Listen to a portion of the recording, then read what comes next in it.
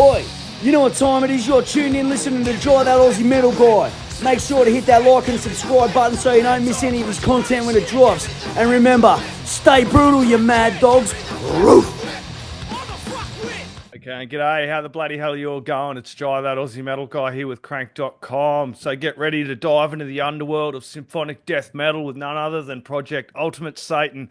Hailing from Australia's East Coast, this formidable band has been crafting their dark and intricate sound since 2019, pardon me, drawing from the talent pool of Eschatonic Records, alumni, with members from bands like Inhuman Remnants, Black Mountain, Terravorous, Unholy Vendetta, Somnium Nox. They blend Blackened Death Metal with symphonic elements as well to create something truly unique. Their debut album is set to be unveiled 29th in a couple of days, the Opus Santanas, which was born amidst the chaos of 2020 and 2021, with each track pushing the boundaries of the sonic landscape. JDecay, how are you going, my friend? Hey, brother.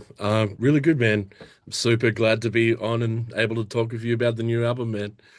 No Uh, worries. I want to talk about everything, dude. First off, tell me about how this all began for you guys. Man, we started in 2019. Um, we we were going through lead guitar troubles, man.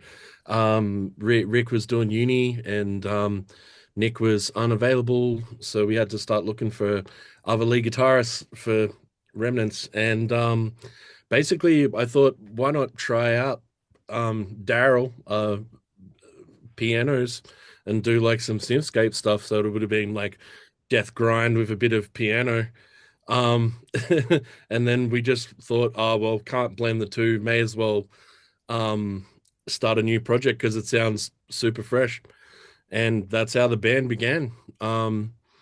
Ash, my business partner in Eschatonic Records, we kind of thought, good idea. May as well go all in with it and invited a whole bunch of our mates. So that's the start, bro. Nice. So you did mention Eschatonic Records. Tell me a little bit about what you're doing prior to this as well, kind of leading All up right. into the band Well, as well. I'm pretty keen to know about your background as well, because I know you've so been busy with other stuff too. yeah, man. So myself and Ash Allison, we started the label in I think it was about 2010 maybe, man. But more just independent stuff, just helping to release and help other local Canberra bands and Australian bands get a bit of a foot in, because we're not rich or nothing. We can't really afford to do big budget stuff. So I started producing and recording bands to try and help give them something that they could, go with. I was working in a marketing company at the time, and we were looking at doing like PR packs and graphics design fit outs and all that kind of stuff. So kind of made sense to like give back to our community and give back to local bands that we thought were cool. Yeah, damn straight. So coming back to Project Ultimate Satan, tell me a little bit about the driving force behind the beginning of it and incorporating those symphonic elements into that black and death metal sound you have going.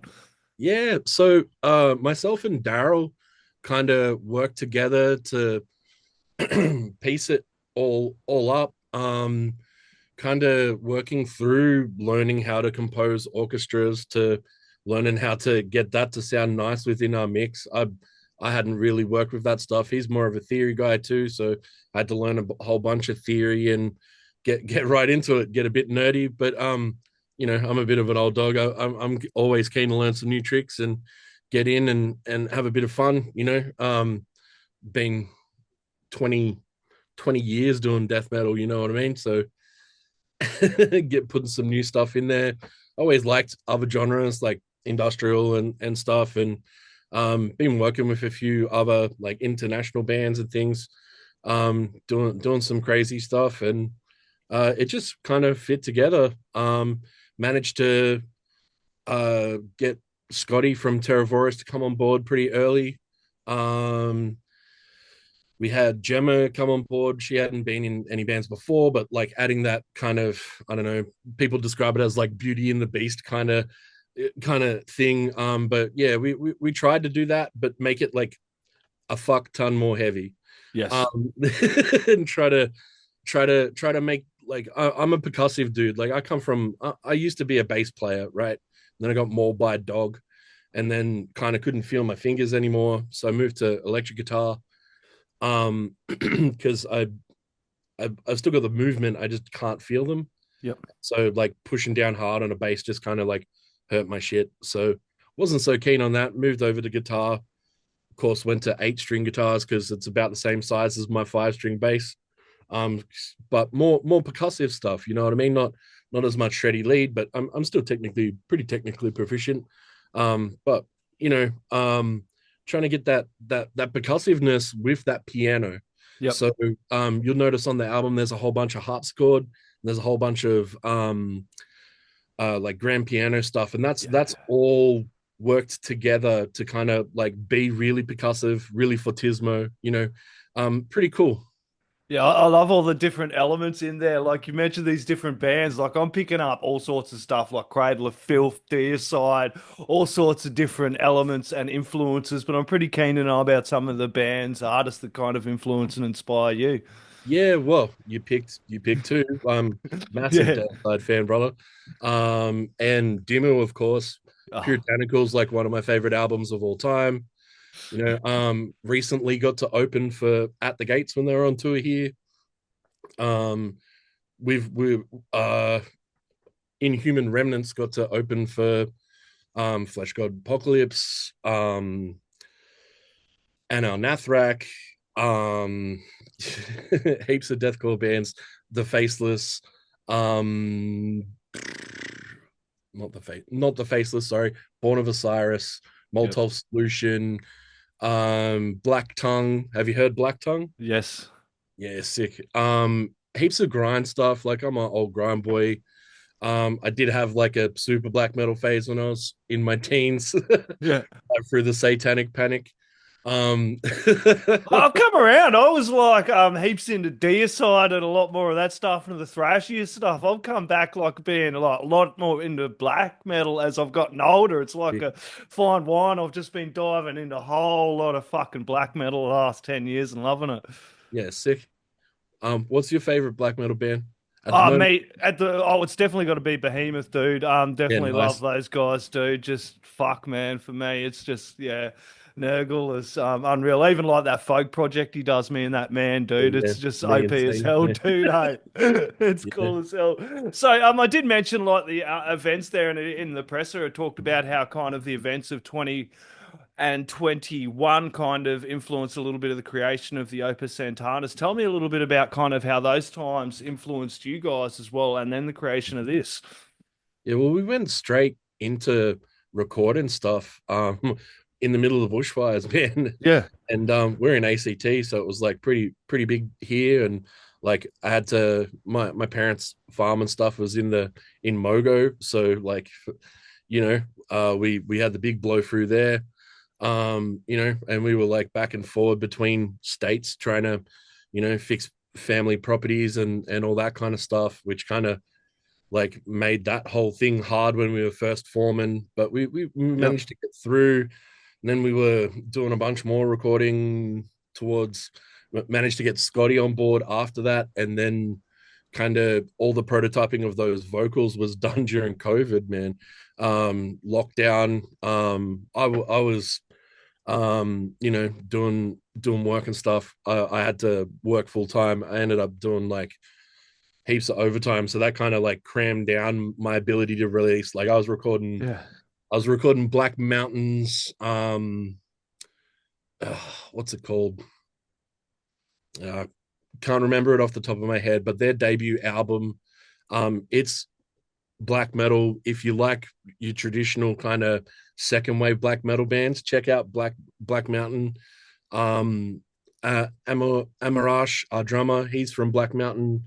Um, so you know, I was recording that. I was also recording Old's EP, another Canberra black metal kind of shoegazy, folky kind of black metal band. I was recording them as well. Yep. Also, I was recording Reign of Terror's beer metal EP, which is pretty rad. All Eschatonic Records kind of stuff, all at the same time. So I was kind of like trying to figure out how to get time in and, you know, blending different people through and showing different peeps different stuff within my studio and showing people demo tracks, and managed to get Nick or Necros the Black from Inhuman to come and drop a solo on the Nocturne Immortalis, one of our songs there on the album. That was crazy. He's an amazing shredder. Big sweepies with taps and all kinds of crazy scales. Have a listen, but we're all like gore nerds and stuff as well. So heaps of samples and like from video games and nerdy comic shit to like the network and old horror movies and all the stuff that you put in your death metal. Yeah, all the nerdy stuff us gamers slash horror metalhead fiends absolutely love. So tell me a bit about the first single, Symphony S and Furnace. A little bit about the inspiration and meaning behind that track. Well, so we were kind of playing around with different like vocal styles, trying to work with that kind of not Beauty and Beast thing, but we wanted different ideas on how to make that like heavy and how to tell two stories at once, and like how to make that be next level and be like within our topic. You know what I mean? Yep. So kind of mixing that kind of anti-Abrahamic kind of theme, but with like the Eldritch kind of look and feel, that kind of horror, cosmic horror vibe. But looking into Lilith, like Lilith nowadays is kind of like a patron saint for women's suffrage and things like that. You know what I mean? So like there's many layers to that song, man. Heaps of its metaphor. So like I don't know. Basically it's two people evocating a demon, right? Yep. Demon queen for knowledge, for whatever they want, right? And it kind of just explores what happens if you're a certain type of person that evokes the devil, I thought it was a cool way to start. We also slapped a Diablo sample at the start. Thank you. In my head the whole time, I'm waiting to mention Diablo because, dude, I've had it on the PC. I had Diablo 1, Diablo 2, I got Diablo 3, and just the latest one, Diablo 4. I'm a mad Diablo fan. So as soon as this Lilith themes were kicking off in this, I heard it. I'm like, fuck yeah. Yeah, so that was from like the first trailer. Yeah. So managed to steal that good. I think someone pointed out today that I may have like gypsied a riff from Behemoth there for the main riff, just a little. But it's only for love. I didn't mean to steal it. If I did, my bad.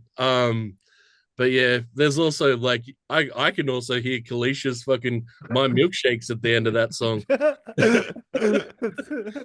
anyway, it is what it is. I fucked up and didn't realize. I haven't heard Demigod in like 10 years, man. Yeah, dude, what a Know what I fucking mean? album that one is, dude. Too. Oh. Yeah, I love Evangelion, but like that's my Behemoth album is Evangelion. I can't believe no one told me that before, that it was fucking Demigod, and then I fucking release it. Anyway, it's not a direct riff, but it's enough that it's similar. If you count the notes, it's nowhere near that. It's like fucking 10%, but whatever. Anyway, not defending myself. I'm guilty, but it's only out of love. I'm sure heaps of other people do that shit too. Yeah. So what was it like at that time though, with all those bushfires going on and then the lockdowns, and then you were doing all that work recording, and you would have been fucking flat out having stuff coming in, conference calls, and then going, how about I start up a band and start getting this going as well? Yeah. Well, man, I love music, and I can't be bored. Yeah. If I'm not playing, I'm going to a show. Well, for mental health reasons as well, like us, I don't know, like when you love music that much, you tend to, when you got shit going on in your life, you tend to dive more into music. I find myself doing a lot more of this kind of stuff, music media, diving into things, listening to new albums, talking shit with other people. Because for me, that's like huge for my mental health. If I didn't have Yeah, that to dive into, I'd be fucking going crazy. So like, I totally get it, eh? yeah, yeah. A lot of the lyrics wouldn't be as dark. I don't think. I think it would have been a smidge lighter on the existential dread there, mate. You Well, know? there's a lot of existential dread, but that's also, I look at that existential shit and get kind of fucking positive about it. You look Yeah, at the dark that's side because you got to mate. look at both sides of the fucking coin. You can't go, oh, there's a light without a fucking day. You know what I mean? I talked to someone about this, like I'm in remission from cancer. I said, look, man, there's been a shit run, but at the end of the day, that's what life is, isn't it? Love, loss, fucking ups and downs. And I'm just glad to see the light in the fucking dark of it all. So that existential shit, I do get positivity out of it as well. Some of these tracks are dark as hell, but there's a lot of positive in there too. If you kind Yeah, of, I tried to make it positive, man. That was the idea. Can't have dark without light. We wanted to explore some pretty deep, meaningful shit for ourselves, you know. The Void, the track, second single off the album, man, that's like exploring beyond your depression, you know, like staring into the abyss. Man, recovering from cancer sounds fucking amazing, dude. How, yeah, the infallible void, I definitely got that. It does explore the darkness within us all. It's something I fucking kind of got that track as well, coming out of that and being a remission. Like, man, like people expect you to come out of that and go, oh, fuck, man, happy days. I'm the happiest man alive. But you still, when you're going through something like that, you don't yeah, deal with any of the shit going on. You go day to day, like, man, I'm going through chemo, I'm doing this. And it's not till fucking you get through it all that fucking depression, all that everything hits you, and you go, what the fuck did I just go through, man? So I totally got that track and what you were talking about in it. yeah. Thanks, man. That's crazy, and fucking congratulations on getting through it, brother. It's massive. Yeah, dude.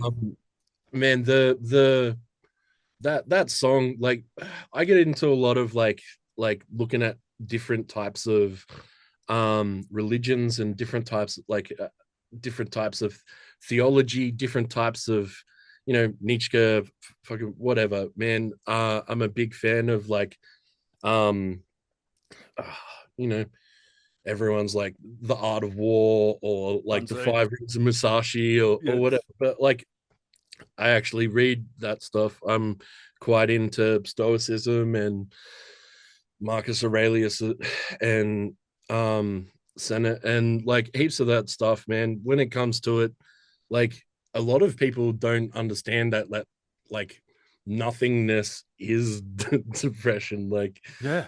you know, and so like going through that stuff is crazy. Push through it. Did you get any of the samples from that one? Yeah, dude. There's some Did fucking you hear killer samples all the. the Morgan Freeman one? Yes, I did, dude. There's some killer samples all the way through this, man. The whole fucking album's dope as hell with the samples. Thanks, man. That one in particular was from a Warhammer reading from Chaos. So Yes. like you know, a Codex what was it? Codex Necros or something like that. I'm not the greatest quoter on Warhammer, but it was Morgan Freeman talking shit about fucking the void theory, and I was like, wow, that so fits. And it kind of like it made me be able to have like a familiar sound for people to relate to as like God or yourself or whatever, to kind of like go through that kind of, I don't know, when that whole big mantra part with the throat singing and stuff. And yeah, that was all like choir stuff that we worked on, being trying to learn how to throat sing and do all that crazy shit. It's been fun, man. Yeah, I do have something to bring up though, man. Is this how freedom died? I did lean out my window and I did yell, "I'm mad as hell, and I'm not going to take this anymore." And the neighbors weren't very happy. They just slammed the door and told me to shut the fuck up. Tell me about that track, man. That was a killer track, All though, right, dude. In all so that seriousness. have you seen the movie that it's from, The Network? Yes. Yeah, yeah. So classic sample. I've probably seen it done before, but we actually didn't want to release that one. We were going to do a Oh, film what? and everything for that during the middle of COVID. Oh, We no were like, shit. oh man, we could, but then we were like, I don't really want people to use this as a COVID song. Yeah. It's more about like uh, It's, Australian laws and that kind of thing. And I don't know, a lot of people don't. I don't want to go too much no, into my it's own personal. it's quite subjective though, the track as well. Like, I tried to make it as wide as it could be, man, so anyone could use it for anything. Because I don't really like to like push my shit onto other people, even though I come out with the most like like cliche band name, cliche album title. But that's on purpose. People are like, "Oh man, so cliche." I'm like, "Of course I am." That's the whole joint, man. Like, enjoy it or fuck off. yeah, you know what the fuck you're getting though, dude, Yeah, too. yeah, yeah. Oh, that's exactly what you get, right? But yeah, man. Uh, I get a bit lost sometimes. Got the ADD real bad. So I forget where I'm up to. I'm all like squirrel. But what was that? What were we talking about? The song, Sorry, man. you're right, dude. I did have it written down. Is this how freedom die? We are just Freedom talking dies. about how it was subjective and not being Yeah, your themes and not getting overly preachy with what you got going yeah, on yeah, too. But yeah. Cheers, bro. Cheers. Yeah. So that was that. We did have ideas to use it as a film clip and didn't want it to be used, but um, we really liked the song. The composition's kind of different. yeah, You wouldn't realize that some of it has like Nihilesque kind of scales throughout. There's a whole big some of have you heard Humanity's Last Breath, the yep, band? yes, So dude. there's a little bit of those kind of bigger kind of um exciter chords in there. Yeah, I love that track. Um the other tracks, like Humanity's Last Breath, the song from the album. That's the Um, longest one on the album too at 9:49. Killer track. yeah, yeah, we got some pretty longer tracks, I man. like them long though, dude. Yeah, I like to I like to play around with song structures. Like not 9 minutes is pretty long for a song, but coming from like Inhuman Remnants where we were doing 4.5 bangers, Yeah. 4.5 minutes, 4.5 minutes. I just wanted to, I don't know, like the Void bang out on one riff for 2-3 minutes, explore all its variations and make it kind of be like mantra like. But with Humanity's Last Breath, there's like 78 different versions of our riff throughout. Like there's so many little different things that make that one exciting. That one's pretty dark too. Yeah. Yes. I'd probably say that one's probably the darkest on the album. It's kind of like I don't know, a lot of people are like uh would understand it to be like a like a journal, a written journal thing, but it's kind of like an affirmation, right? So um when when you do satanic affirmations or some kind of thing like that, they a lot of people, it's kind of like, I don't know, like a vision board or whatever, man. You put up your goals, what you want to achieve, and you kind of visualize it, and that's what you do, you know what I mean? Yep. And you get it, and because you've made it real, you've visualized it, and it's becoming a part of nature to be like, that's where I'm going, that's where I'm heading. There's also like the same thing with like trying to repair yourself as well, Yep. like internally, from like shit that's happened to your life or abandonment or those kind of things. And to me, that song's pretty wild. Basically just hating on the church, but not just hating on the church. It's more like a story. No one person's song or whatever. It's just kind of like a event. Um, but what else? Footprints in the Sands of Stand Time, the times. That one's a cool track, man, too. and that one's pretty crazy. Like we follow the so I had the concept of kind of doing like the birth of duality, Yep. you know, the concept of like good and bad in Yep. one space, and kind of wanted to make sure that people knew that that was before time and blah, you know, basic did a story about Osiris and a few of those kind of Egyptian gods, and use that as the starting tale to birth kind of like good and bad and that forced duality of mankind. Um, but using like the spells to you know, they weigh your soul in Egypt mythology, and Yes. like you've got to like pay the redeemer and those kind of things, right? So basically the song's written as each spell, each verse of the song is the seven spells that you can use to free yourself from from judgment, and it follows that throughout time and does like the evolution through like Roman times to I think there's like World War II. There's gladiator samples in there if you're Yes. like, I'm a mad gladiator fan. Big stoicism fan, so there's a whole bunch of like stoic quotes in there. um yeah, basically as it goes through does the modern war, and then kind of like ends, but you're following the seven seals of Solomon or whatever it is. Anyway, it's fantastic. I had a heap of fun being able to go through and explore those kind of stories and combine it and try and make it fit within the thing, using different rules and stuff to kind of pull verses together and those kind of things. So I think it was cool. Yeah, it came out really good. So how did you go like balancing like telling these stories and then getting in all those elements, the symphonic elements, the blackened death elements and all of that as well, and managing to portray what the message you're trying to get across as well? That's kind of the bag. That's why it's so mixed up Yeah.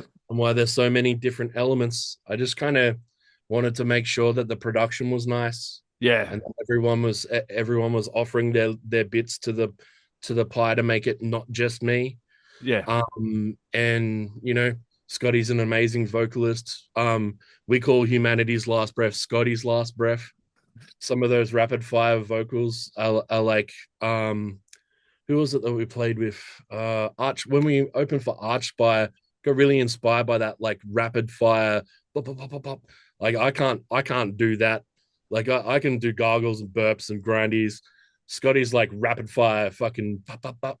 Love it. And if you notice, that's got a whole bunch of like rap elements in it, man, where you're exploring three ciphers at once that intertwine. It's kind of like a Eminem style fucking rap song. You know what I Yeah. mean? If you're into that kind of stuff, there's like rhyming but not rhyming, and then adding different adverbs at the right time. And anyway, some cool shit. Just different explorations, different nerdy shit to, I don't know, keep us occupied and try and, I don't know, push the push the thing a little bit further. You know.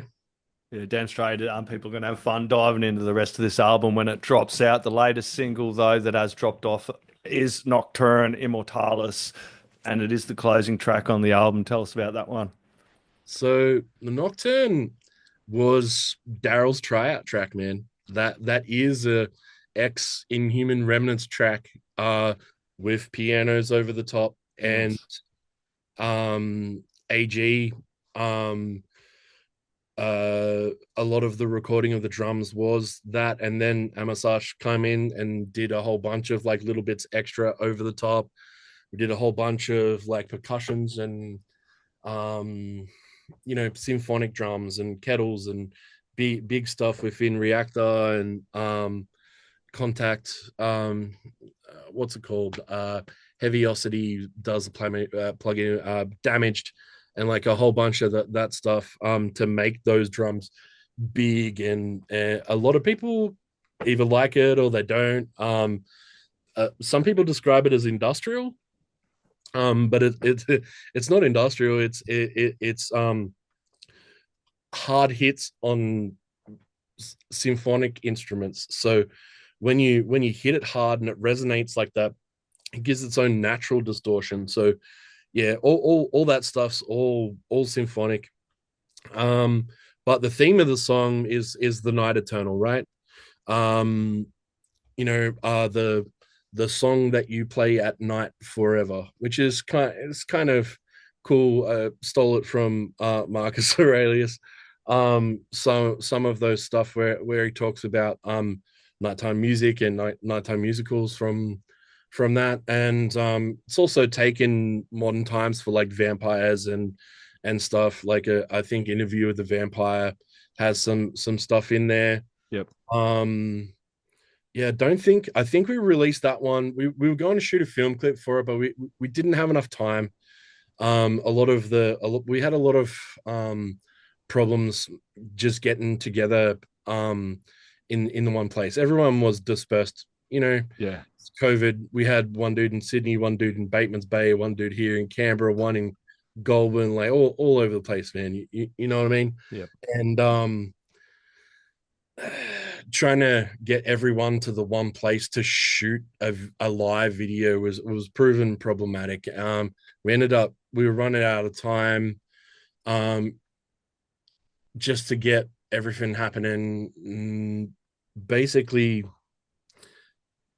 it fell apart. We thought, fuck it, now's the time to release. Like we released the Black Mountain album and the Reign of Terror EP and the old EP kind of in 2001 ish, and end of the year, right? Yep. And they didn't get well received because of that close down. Couldn't tour it to back it up. Everything was closing down when people were trying to like PR that stuff. Like a lot of people like ourselves that run podcasts and things. I was trying to do Canberra Metalheads and kick that off as well. We couldn't. That was only just kicking off. Yep. So to get out and do the amount of PR that we're doing for this one, being able to tour it, being able to back it up with even there was a vinyl shortage, man. We were trying to get it printed as a vinyl, and some big pop star in the middle of a COVID kick released some album and wiped out the vinyl supply for Australia. And those fuckers aren't going to listen to vinyl or buy vinyl anyway. It's us metalheads that are buying all the vinyl in the fucking Right. world. Right. So we couldn't produce it, but we thought, okay, well, if we can't release the vinyl, we'll release a really nice digipack and we'll get everything looking nice. I think the album artwork looks pretty rad. That was from Ben Wrigley from Third Eye Visuals. Shout out to him. You might know him from the has it you're It'll showing. come up, Sorry. wait up, it'll Yep. come up. My screen's going to have a slow on. There we go. That's Yeah, when you going to. that's Ben Wrigley's art. I can't remember the dudes. I should have notes. Can't remember the dudes that did like the borders and outlines and stuff. But you'll notice that one's like have you heard of Kintsugi? As Japanese artists? No, it's the art of putting shit back together with gold. Oh, dude. I just done that fucking knew that came from me. I just done an interview with Luke from Holding Absence, and their album cover was that Kintsugi fucking artwork. So I knew I'd bloody heard it from somewhere, dude. Yeah, so that's Satan's skull put back together with Kintsugi. That's what all the gold pieces are. Oh, And they're sitting on an altar with his golden wings and yeah. Roses, but they're like white roses to represent like you know purity or whatever, but they're covered in blood. Blood's like overwhelming the roses. And if you open it up, there's like another Kintsugi Baphomet skull, and then on the other one, because there's like 3 or 4 pieces that make up that there's 5 human skulls that aren't Kintsugi, but kind of like offered as like an offering. They kind of represent like the different frailties of man. There's the demon skull one on the back of the cover, which is supposed to represent like transition into like your true form and that kind of demonology thing. You get your horns, ascendants or whatever. But also there's a bunch of like Cthulhu inspired, but also H.P. Lovecraft. yeah, but more like crossing it with anti-Christian stuff to like make it be blasphemic. I kind of figured that if we're going to do some imagery of some demons, they may as well be like some cosmic demons. I figure well, it's Project Ultimate Satan. You just can't have some half-ass fucking demons, man. You got to go all out with this shit, right? Best place that people can head along and support you guys. Man, our Facebook, our Instagram. If you want to buy the album, check out our Bandcamp. It'd be just Project Ultimate Satan or at bandcamp.com, whatever. If you find one of our social medias, it'll have a link tree with like all the shit everywhere. And you mentioned Eschatonic Records. That's over on Bandcamp. You can head over and grab those albums we talked about as well, the Black Mountain one and all the other ones in there too, yeah? Or eschatonicrecords.com. Yep. Is also there. We've also got a few shows coming up before the end of the year. Melbourne, Adelaide. I think we had. I got you. You're the Black Death Mass on 27th of December, the Bendigo Hotel with Scafus, Thallium, and Tiger Driver. Then Antichrist has and Bloody New Year. Oh, I know Realm of Thorns. They're a great bunch of people as well. That's with Oath of Damnation. That'll be a good show. I'm planning on getting over to that one as well, dude. Yeah, sick. We'll have a beer. Yeah, dude. I'll have a non-alcoholic beer. I don't drink anymore, but fuck, Me man, too. it'll be good. Yeah, look at us hard metalheads. Fuck, man. We'll meet you at the bar. We're going to crank some fucking black metal and drink non-alcoholic beer, dude. On the Coke Zero, mate. It's excellent. That's exactly. I'm having a hard night when I'm on the Coke Zero, man. Anyway, we've plugged the support and the live shows, mate. Do you have any last words, shout-outs, thank yous, or anything else you'd like to add in there? And thank you for having us on. And thanks to Merrick Media and Clawpia, and everyone for listening and checking us out. I hope you enjoy the album. Stay brutal and enjoy yourselves. Damn straight. Everybody grab some Project Ultimate Satan. The Opus Santanas drops 29th of November. Trust me, you're not going to be mad as hell and you're going to be screaming out to your neighbors to fucking crank it up louder. Cheers, mate. Have an awesome evening. Oi, you're tuned in to That Aussie Metal Guy, so make sure to hit that like and subscribe button so you don't miss any of his sick content. And remember, stay brutal, you legend.